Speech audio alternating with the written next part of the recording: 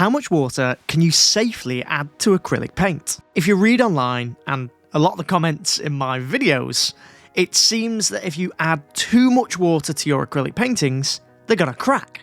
The binder's going to break down, the paint's going to peel away, or it just doesn't stick to the canvas. This video isn't anything fancy, it's just a painting process and a few tips to make sure that you don't make any mistakes when using water with your acrylic paints. First of all, acrylics have only been used properly in the last 70 years or so. Really, we have no idea about the longevity of them. So anyone that says otherwise doesn't really have any evidence to back that up. As acrylic paints are essentially plastic polymers, and we do know a little bit about the lifespan of plastics, they're probably going to last a long time in the right conditions, significantly longer than oils. When you search for using water with acrylic paints, you get a lot of things saying only use 10% or 30% water to paint ratios. But most of these statements, again, aren't backed up with evidence. In my experience, using water with acrylic paints has never been an issue. I use it to thin my paints, to blend my paints, for glazes and for blocking in underpaintings. In fact, the vast majority of my acrylic paintings are loads of thin layers of paint diluted with just water. So far, I've had no problems with cracking, flaking, or adhesion. So, is it just a myth? Can you use as much water as you want to thin down your paints? Would 1 part paint to 99 parts water even stick to a canvas? Would anything that you painted on top of that just peel away, and would all your time and all of your efforts have been wasted? The short answer is, water isn't this horrific painting-destroying monster that can only be used in tiny little quantities. The people over at Golden actually did a scientific study into using water as a medium and its effects on paint adhesion and sensitivity. They found that even at 1 in 100 dilutions, no matter how thinned down the paint was, there were no problems with sticking to the canvas or peeling away. They did find some sensitivity to water with a few colours, like raw umber, because it's a clay-based pigment. Scrubbing a brush with a load of water repeatedly over a dry painting, 9 times out of 10, is going to remove some of the paint. But used properly, water is absolutely fine to use to thin your acrylic paints. So, why do some people still have a problem using water with acrylics? Why do their acrylic paints not stick properly when water's used? And why do their paintings sometimes peel or crack? There are a few mistakes that can actually be made when using water with acrylics, but hopefully by the end of this video, you'll know how to avoid making them. Completed acrylic paintings cracking usually only occurs because of 3 things. The first is temperature. If it's too cold, the surface and the paints become brittle, and any movement or stretch in that surface can result in the painting cracking. The second is painting on top of a touch dry surface. Acrylic paints do dry completely, unlike oils, which does make them more stable, but sometimes people confuse touch dry with completely dry and work too hard over the surface, causing paint to peel away or that cracking. Acrylic paints dry from the surface down as water evaporates. Think of this. How many times have you gone to clean a palette, the paint looks completely dry to the touch, but when you peel the paint away, some of that inner paint is still wet? Well, it's exactly the same on a canvas. And painting on top of paint that hasn't completely dried can cause that peeling away during the painting process and cracks after the painting has dried. The third reason does actually have to do with water, and it's probably where the myth of water being so bad actually comes from. If you thin down acrylic paint with water and then try to put loads and loads of paint down to create thick layers, it's just not going to work. it's going to crack, and it's going to peel. But using really thin down paint in very small quantities, for example, painting tiny detailed strands of fur, shouldn't give you any problems with peeling or cracking later down the line.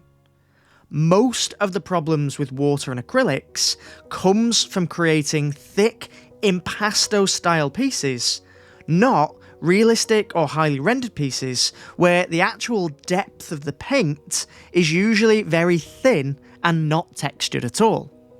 At that point, you're basically staining the canvas rather than layering lots and lots of thick layers of acrylics.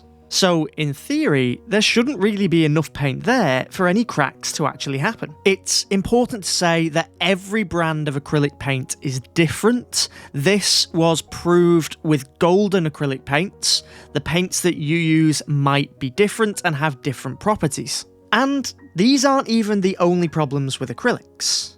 You might have seen that sometimes watered down acrylic paint beads up and it doesn't actually stick to the canvas.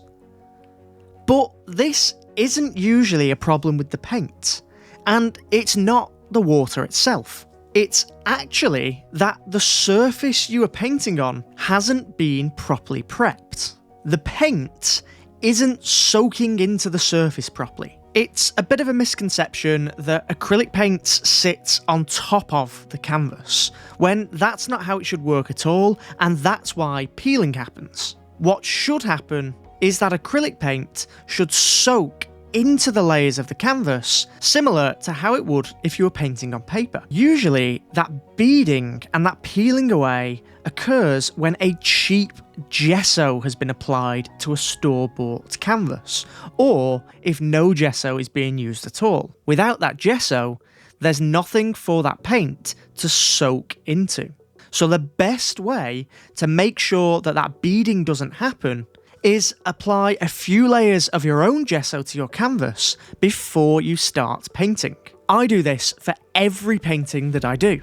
I use this gesso from Windsor and Newton. I'll leave a link in the description if you'd like to check it out. Another fix for the beading paint is Golden's wetting agent, which is a surfactant.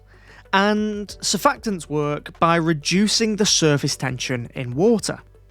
And it's surface tension that causes that beading. I don't really use this because the extra layers of gesso are usually enough for me and the way that I paint. Obviously, there's loads of other factors that can lead to the cracking or the peeling of acrylic paintings that are not directly due to the amount of water being used. Painting on raw wood or raw canvas, for example. The extra water in the paint could lead to mould.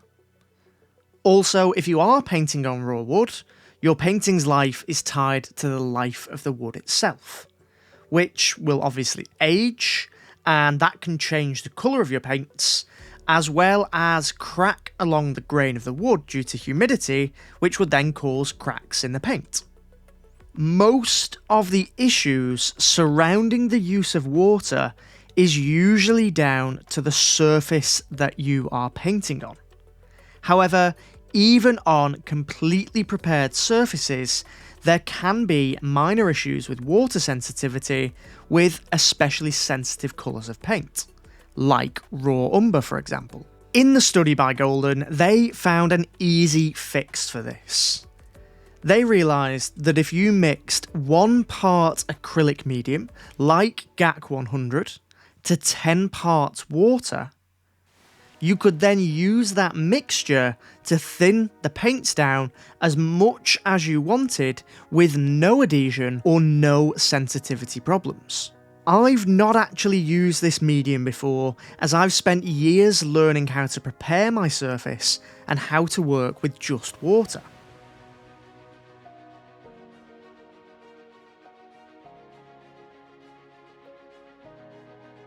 But if you'd like to make it easier for yourself and take the guesswork out of it, I will leave a link for the GAC 100 in the description.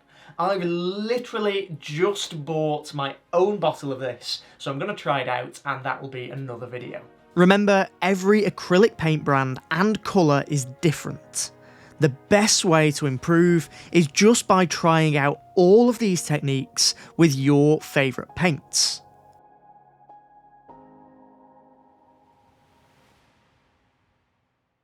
I only use water for this painting, and I didn't have any issues with it. This is the finished piece, and if you'd like to support me and the channel, then prints of this piece and the original are available on my Studio Wildlife website now.